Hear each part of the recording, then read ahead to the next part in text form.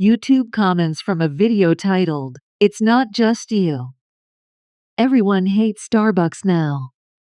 At Major Ursa wrote, I love voice hello. I started drinking coffee at uni, when there was always a Starbucks, because it was a university. I'd always thought coffee was gross BC. I'd never had anything but black or black with milk.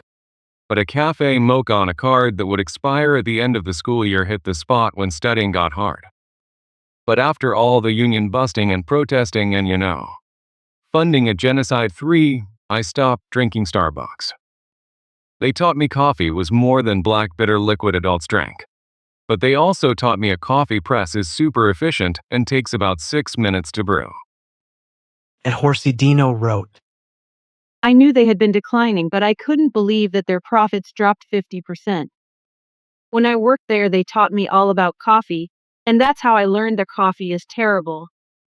I only support local roasters now, and the coffee tastes way better. Love the cat tree in the background BTW.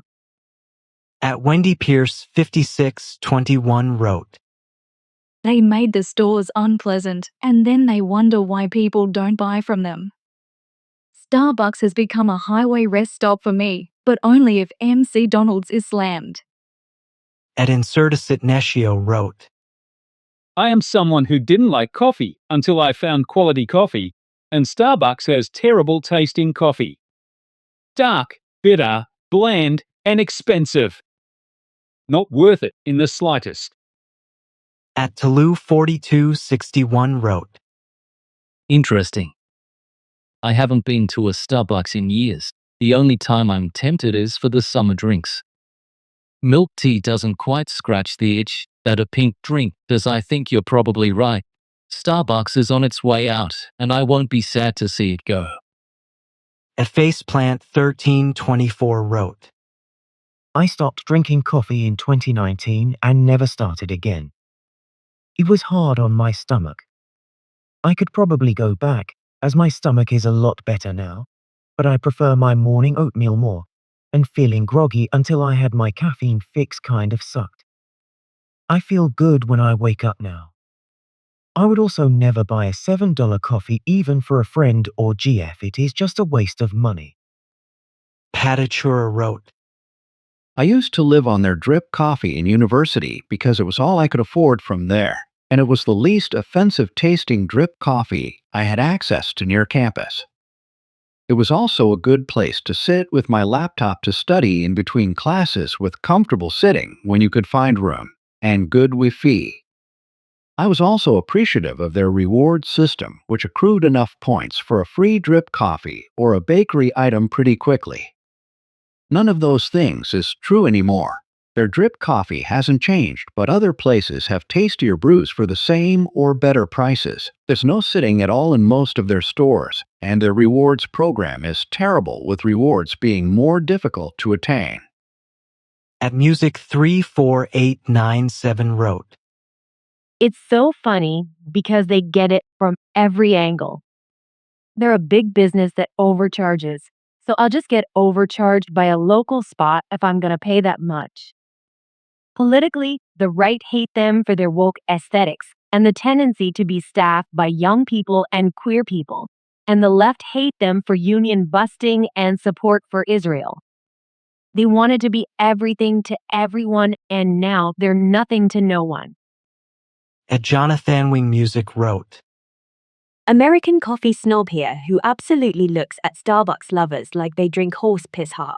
Over the years, I've been to many Starbucks across the US when traveling with other people, and I have no other choice. And I can't say in most US cities I've ever really perceived Starbucks as a hangout place. Maybe that's different in the UK. The interiors have always been usually empty, with drive-through lines going down the block. I feel like most Starbucks in car cities have had drive-thrus for 20 plus years. Maybe in smaller towns with nowhere else to go, people will hang out. But in bigger cities, when there are other options and trendy locally owned cafes, Starbucks has never really held that appeal as far as I've seen. Plus, AIRC, their Wi-Fi is usually not free. It's more like an airport thing where you have to sign in and pay by the hour, which I think has deterred a lot of people from bringing their laptops and hanging out. So maybe there was a time several decades ago when Starbucks was inviting and people relaxed inside. But I think that vibe has been on the decline for a long time. And post 2020, like you said, we've seen a rise of trendy independent cafes which charge the same prices, if not even less sometimes. So there's literally no reason anymore to go to Starbucks, other than suffering through them at airports. At Tom Ryan 9827 wrote, I think the problem most businesses are facing these days is short V's. When evolutionary AI algorithms learn to play video games, they need two key variables: short-term reward and long-term outcome. If either is missing, their ability to improve falls apart completely. Corporations have gotten excessively good at pruning away the tiniest little costs, but have lost sight entirely of the long-term outcomes that results in. Estalby 841 wrote, I think it's extremely telling that Tim Hortons, Starbucks, MC Cafe all sell their products in grocery stores, convenience stores, and Walmarts. They know that everyone's got no money, and they're so desperate to remain a relevant consumer brand, they will lower themselves to meet people in these poor places. At least MC Cafe Fake doesn't try to line their stores with merch. Seeing shelves lined with trendy reusable water bottles and mugs that no one needs more of, Christmas tree ornaments, and plastic Halloween-themed tubs is so gross to me. At Tom Ryan 9827 wrote, My local Starbucks went from a 9 p.m. closing time to 6 o'clock. I never went back. Like, what am I, Mormon? They weren't even open late enough to do a coffee date after work. and Mevi wrote, Local Starbucks is empty, while the nearby Cafe Nero chain outlet is full, and an independent coffee shop has people queuing for a seat. It's not about prices, it's about image.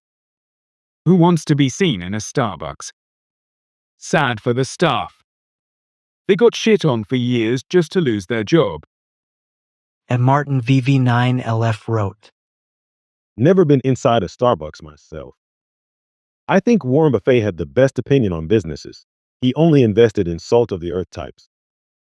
Starbucks wouldn't have been in that category. It's more of a luxury business, so it's always been on borrowed time. Perhaps it only existed as a way to launder money, as many pizza places and hairdressers were also. Jareth Shai wrote, Blank Street Coffee. Upscale brands seem to have run out of ideas to set themselves apart.